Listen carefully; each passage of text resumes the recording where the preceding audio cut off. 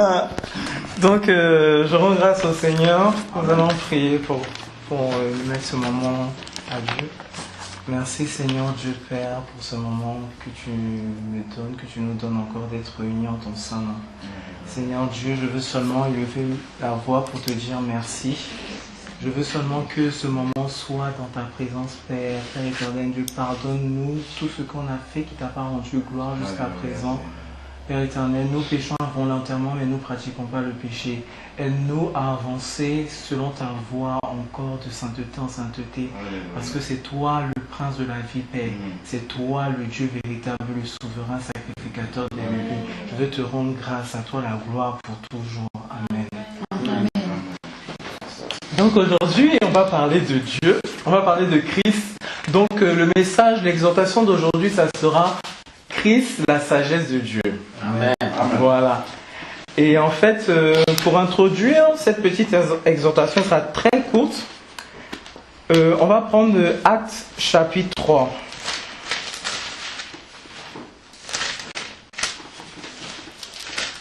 À partir du verset 24.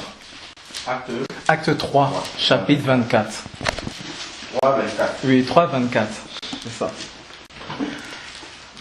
Donc, tout le monde y est? Oui. Donc, tous les prophètes qui ont parlé depuis Samuel et ceux qui ont suivi ont aussi prédit ces jours. En fait, là, on est en train de parler de Jésus. En fait, c'était lors d'une évangélisation. Si vous regardez, c'est Pierre, je crois, en fait, qui est en train de parler de Jésus et qui dit que tous les prophètes, en fait, depuis Samuel, ont parlé de Christ. Donc, il faut savoir que Christ est le centre, est l'objet même de cette parole que nous avons. Amen. C'est de lui que les prophètes ont parlé depuis. Et nous savons que Abraham a vu ce Christ-là. Donc, aujourd'hui, nous allons parler de Christ parce que la connaissance de Dieu, en fait, cette organisation, c'est pour nous dire qu'en cherchant Christ, on cherche Dieu. Parce que Christ est Dieu lui-même. Amen. Amen. Voilà. Donc, Christ est Dieu lui-même. Donc, en cherchant Christ, il ne peut pas avoir d'autres dieux. Il ne peut pas avoir d'autres idoles. Parce que, aujourd'hui, si vous voyez bien, tout le monde parle de Jésus. Jésus par-ci, Jésus par-là, Jésus par-ci, Jésus par-là. Même les païens font des chansons pour rendre gloire à celui-là. Parce que c'est lui, tout est centré sur lui. Dieu a permis que les pays qui ont imprimé cette Bible-là soient les pays qui sont au-dessus de tous les autres. Deux fois, on ne se pose pas toutes ces questions.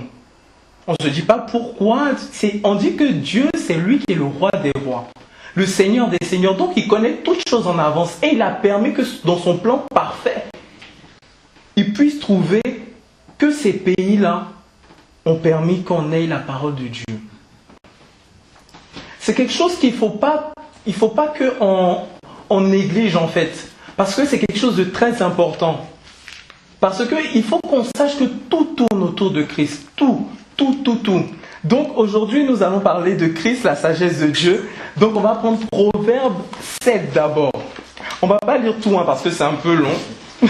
Donc je vous exhorte à lire chez vous. Proverbe 7. Proverbe chapitre 8 d'abord, excusez-moi. On va prendre Proverbe chapitre 8. C'est le 8. Donc Proverbe se trouve juste après Psaume.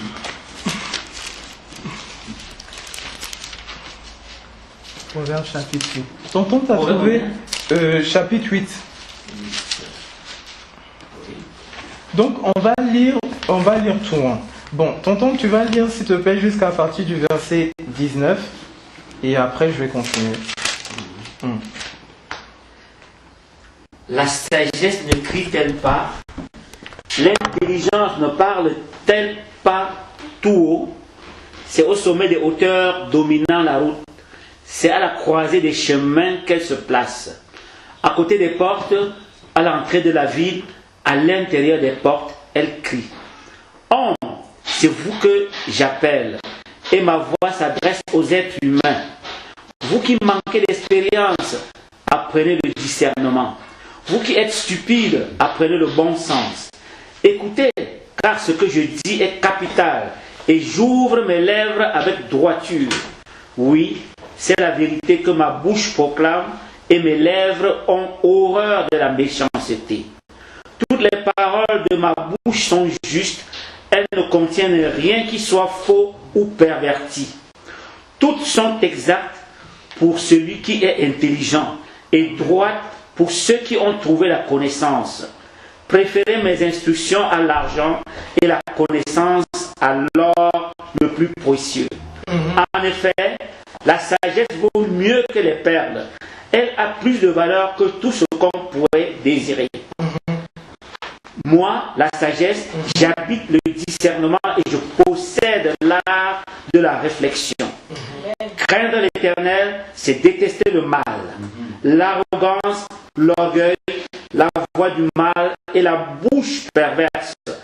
Voilà ce que je déteste. C'est à moi qu'appartiennent le conseil et le succès. Je suis l'intelligence. La puissance m'appartient. Par moi, les rois règnent et les dirigeants ordonnent ce qui est juste. Par moi gouvernent les chefs, les grands, tous les juges de la terre. J'aime ceux qui m'aiment et ceux qui me cherchent me trouvent. Avec moi sont la richesse et la gloire, les valeurs élevées et la justice. Mon fruit est meilleur que l'or pur, et le profit qu'on tire de moi est préférable à l'argent. Je marche sur le chemin de la justice, au milieu des sentiers du droit, pour donner des biens en héritage à ceux qui m'aiment et pour remplir leur trésor. Amen.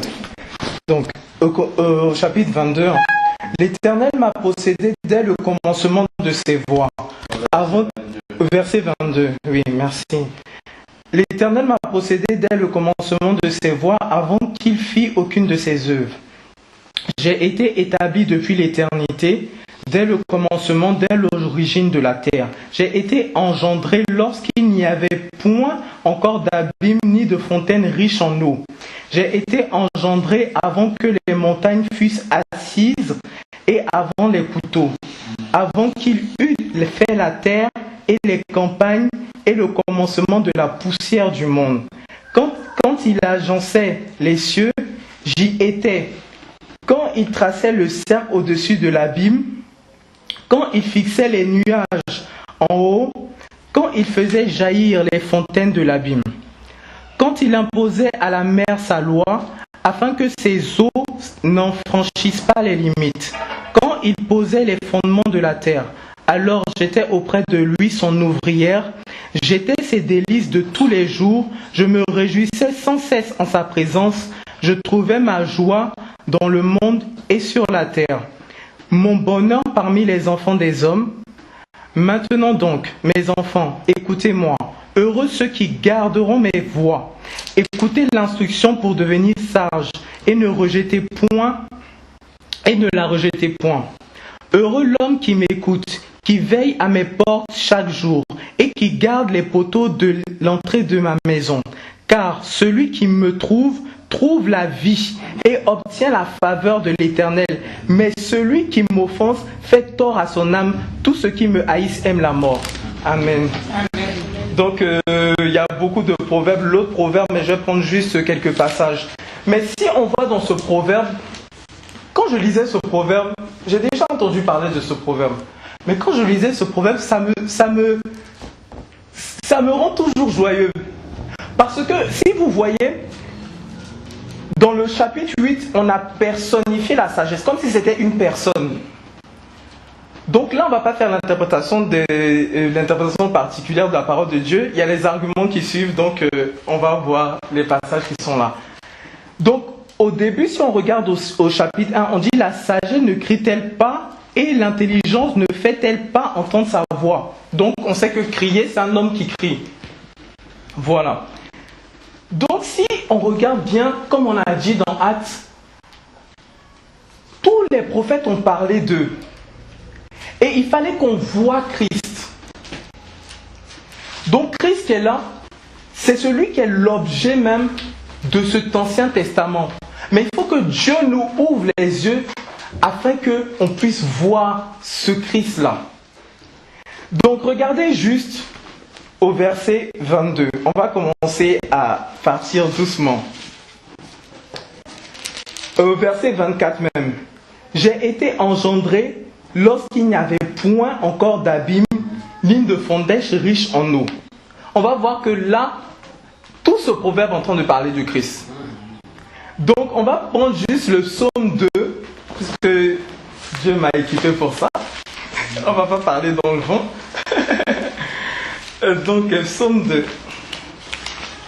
Le psaume second.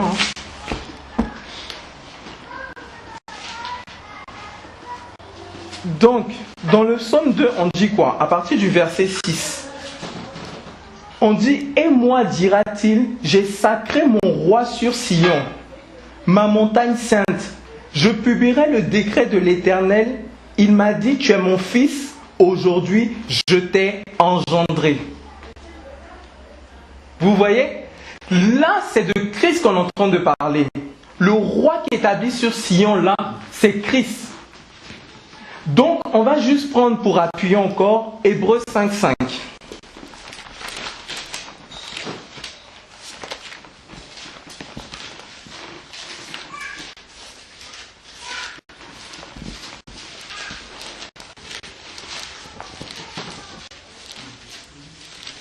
Donc aujourd'hui on parle de Christ, hein. Voilà. On parle que de lui.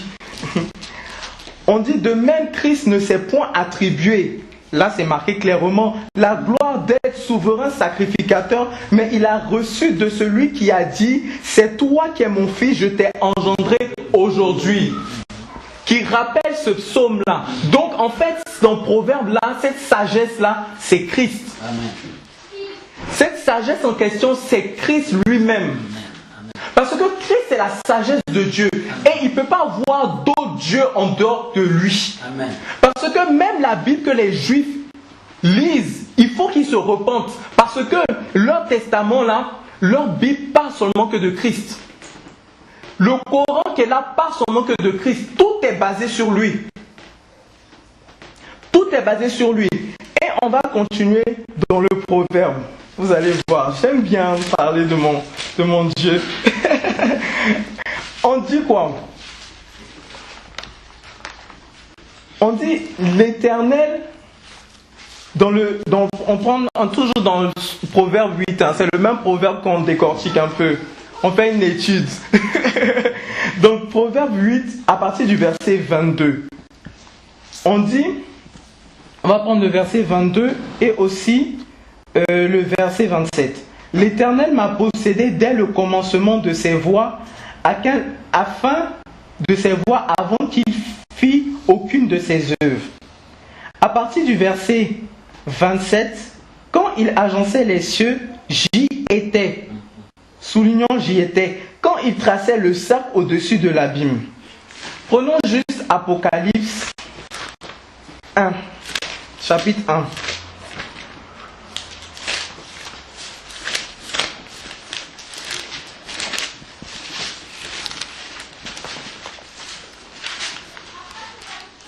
À partir du verset 8.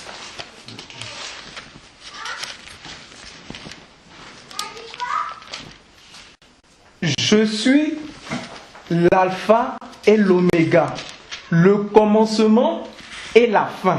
L'Éternel a possédé depuis le commencement. Dit le Seigneur, celui qui est et qui était et qui sera le Tout-Puissant. Amen. Celui qui était, c'est son nom aussi. Parce que si on n'ouvre pas les yeux, si on ne demande pas à Dieu de nous donner vraiment cette ouverture d'esprit pour qu'on voit Christ, on pourra passer à côté de beaucoup de choses. C'est vrai que ça ne va pas nous sauver, mais il y a beaucoup de révélations qu'on ne va pas avoir. Dieu s'est révélé, Christ est l'image en fait de ce Dieu-là. Amen. Donc il ne peut pas avoir d'autre salut en dehors de lui. Amen. C'est lui qui est le premier depuis le commencement.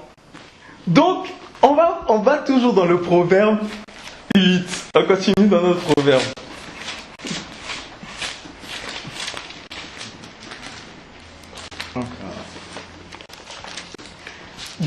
il y a quelque chose aussi qui m'a frappé quand j'ai lu ce proverbe. Dans le chapitre, proverbe 8 toujours, chapitre 8, verset 15, il dit « Par moi, les rois règnent. Les princes ordonnent ce qui est juste. Par moi, dominent les puissants et les grands et tous les juges de la terre. » Mais j'ai dit, mais c'est obligé que ce soit Christ. Parce que c'est lui que par lui, les rois règnent. Pour appuyer ce que je suis en train de vous dire, on va prendre Romains à partir du verset 11, je crois. Oui, Romains 11, verset 33.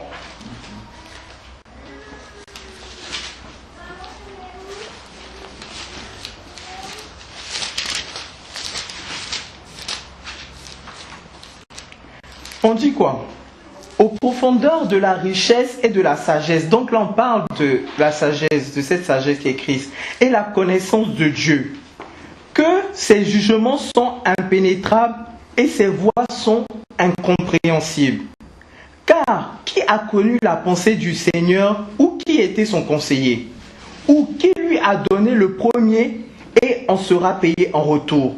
Car toutes choses sont de lui et par lui et pour lui, à lui soit la gloire dans tous les siècles. Amen. Amen. Donc là, on grandit dans la connaissance un peu de Dieu. Parce que j'ai remarqué que beaucoup de chrétiens, en fait, il y a des chrétiens qui disent Jésus est Seigneur, mais derrière, il n'y a pas l'enseignement qui suit. Donc eux-mêmes, des fois, ils ne savent pas que Jésus est Dieu. Donc on va grandir dans la connaissance de Jésus est Dieu pour que nous arrivons à une maturité. Comme ça, on ne sera plus des enfants ballottés à tout vent de doctrine. Donc, ce message, c'est pour ça.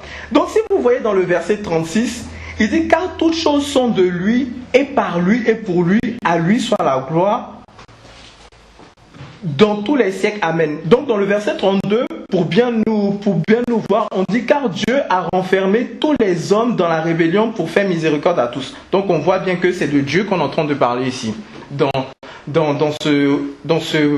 ce chapitre. Donc je veux juste qu'on prenne Colossiens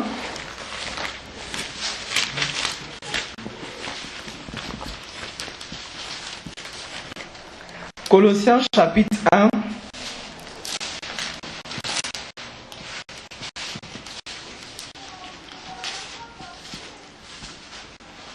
à partir du verset 13. Qui nous a délivrés de la puissance des ténèbres et nous a fait passer dans le royaume de son Fils bien-aimé, en qui nous avons la rédemption par son sang, la rémission des péchés. C'est lui qui est l'image du Dieu invisible et le premier-né de toutes les créatures. Car c'est en lui qu'ont été créées toutes choses dans les cieux et sur la terre, le visible et les invisibles, soit les trônes, soit les dominations, soit les principautés, soit les puissances.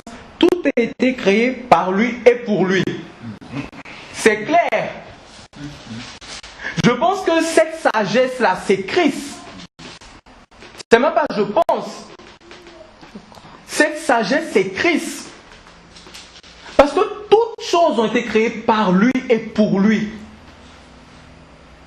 C'est lui qui est l'image du Dieu invisible. Personne n'a jamais vu Dieu.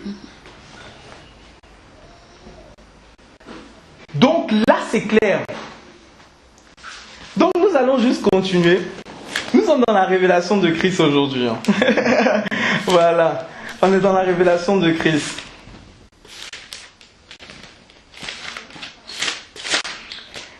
Donc, voilà. Donc, on va juste prendre dans le chapitre, Proverbe chapitre 9, on va prendre à partir du verset 5.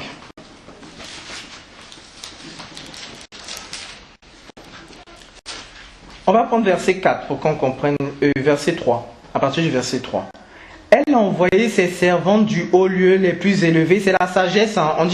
On va prendre verset 1 comme ça, on va bien comprendre. La sagesse a bâti sa maison. Elle a taillé ses 7 colonnes. Elle a apprêté sa viande. Elle a préparé son vin. Elle a déjà dressé sa table. Elle a envoyé ses servantes du haut des lieux les plus élevés de la ville. Elle crie: que celui qui est ignorant entre ici. Elle dit à ceux qui manquent d'intelligence, venez, mangez de mon pain et buvez du vin que j'ai préparé. Cette sagesse-là dit, mangez de mon pain. C'est pour ça que quand on lit la Bible, il faut qu'on ouvre les yeux spirituels. Parce qu'on peut passer à côté de beaucoup de choses. Cette sagesse dit, mangez de mon pain. Bon, on va voir ce qui a dit, manger de mon pain. Jean, à partir du verset 6. Chapitre 6. Oui, chapitre 6. Merci, je commence souvent. Merci Alain. Jean, chapitre 6.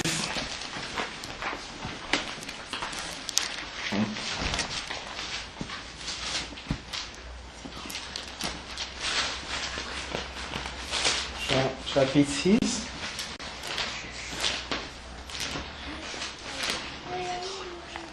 Jean chapitre 6 à partir du verset 35. Et Jésus leur répondit, je suis le pain de vie, celui qui vient à moi n'aura jamais faim, et celui qui croit en moi n'aura jamais soif. Voilà, c'est ce Jésus-là qu'on parlait. Mais les gens, quand ils lisent ça, ils ne peuvent pas comprendre. Si Dieu ne leur ouvre pas les yeux.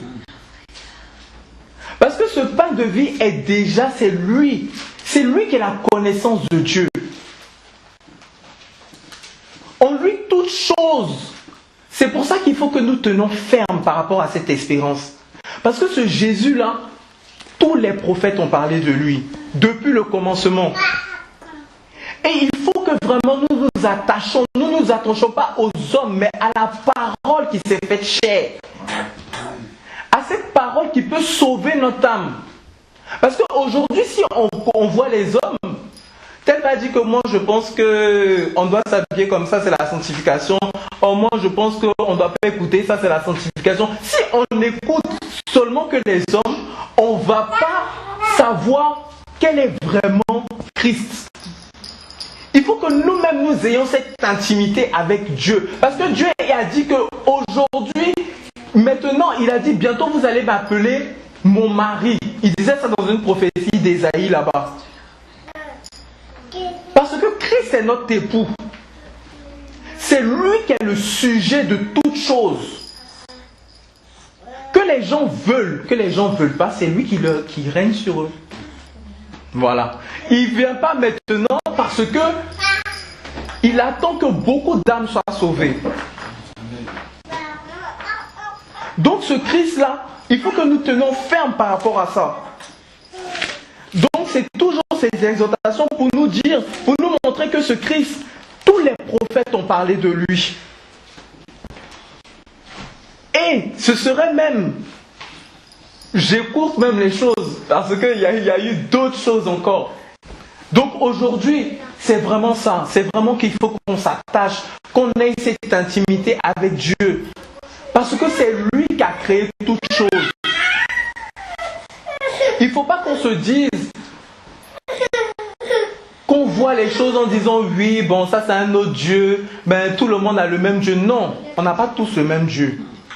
Il y a plusieurs dieux. Quand je dis ça, les musulmans sont choqués. Oui, il y a des idoles. C'est des démons. Ce n'est pas des dieux, mais c'est des démons. Donc on dit Dieu avec petit d. Voilà. Voilà. Donc moi je dis à un musulman, tu n'as pas le même Dieu que moi. Tu n'es pas mon frère. Amen. Non, Voilà. il n'est pas mon Tu n'as pas le même Dieu que moi. Maintenant, si je vais l'évangéliser, je ne vais pas lui dire ça, bien sûr. Je vais essayer de lui envoyer les choses pour qu'il comprenne que de se tourner vers la parole de Dieu qui est la Bible. Mais nous n'avons pas le même Dieu que les autres. Ce Dieu-là est un Dieu puissant. On n'a pas le même Dieu que les catholiques. Parce que aussi, c'est une autre idole. Voilà. On ne prend pas, Dieu ne nous a jamais dit de faire des images et de venir se prosterner devant. C'est pareil que le veau d'or dans le désert. C'est la même chose. Si tu prends une image, tu te présentes une petite bougie, même tu allumes, je ne vois pas pourquoi tu vas prendre une bougie pour allumer. Dieu nous a délivrés de tout ça. Notre Dieu est un Dieu véritable. Amen. Et toutes choses ont été créées par lui et pour lui. C'est ce Dieu-là. C'est pour ça que moi je ne comprends pas les gens qui disent que Jésus n'est pas Dieu. Parce que toute ma Bible me parle que Jésus est Dieu. Toute ma Bible de Genèse à Apocalypse me parle que Jésus est Dieu. Mais comment on peut ne pas croire en ça? Pour juste finir cette petite exhortation, on va prendre Jean à partir du chapitre 24, je crois. Non, Jean 20, à partir du verset 27.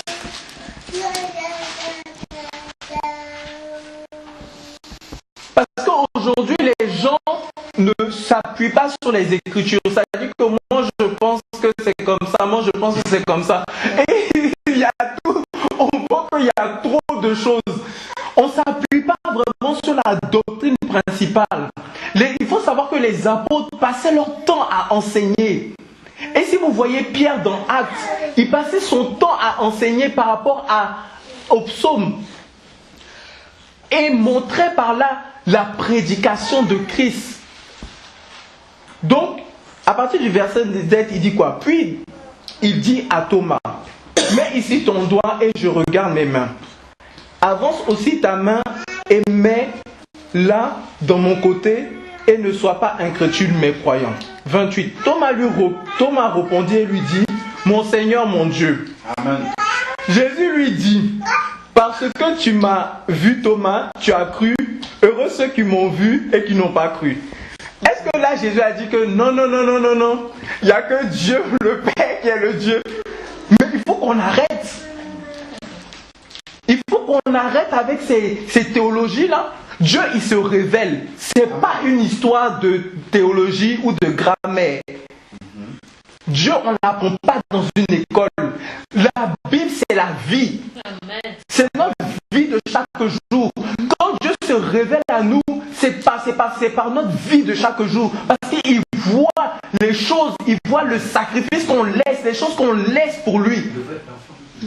C'est pour ça que Dieu, il vient dans notre intimité. Il nous donne sa révélation.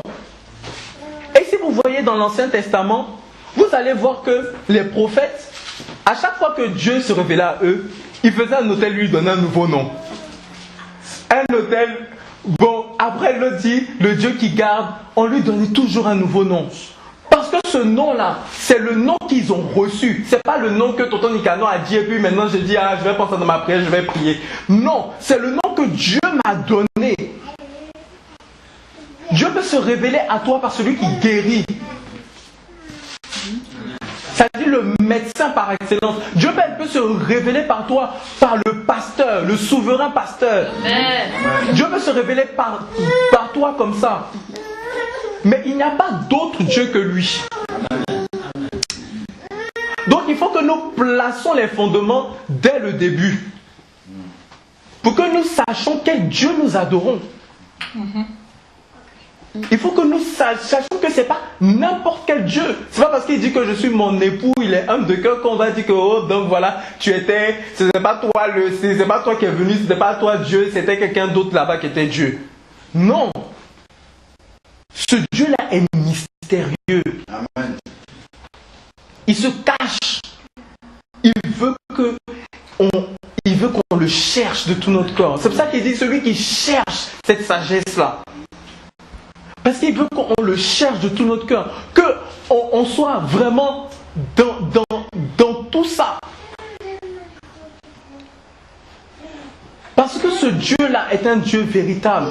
C'est pour ça qu'il faut que nous restons fermes par rapport à cette parole. Il faut que nous n'abandonnons pas, malgré le vent, la tempête, les choses qui peuvent passer. Mais il faut que nous attachions à cette parole.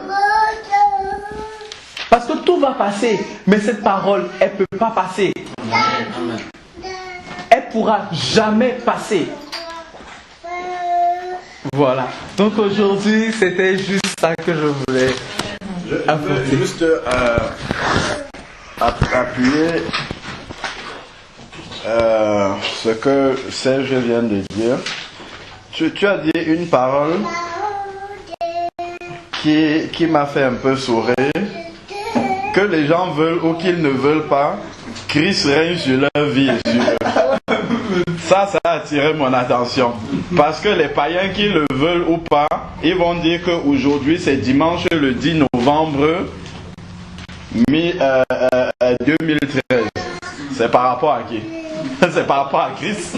C'est 2013 après Jésus-Christ. Donc ils le veulent ou pas. Donc Christ impose naturellement à eux parce qu'il est Dieu, tout simplement.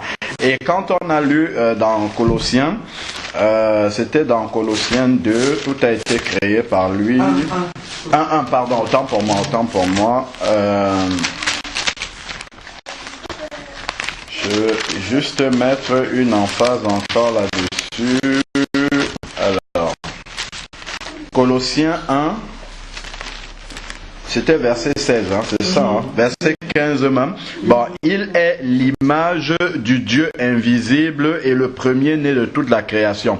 Car en lui, tout a été créé dans les cieux et sur la terre, ce qui est visible et ce qui est invisible, les trônes,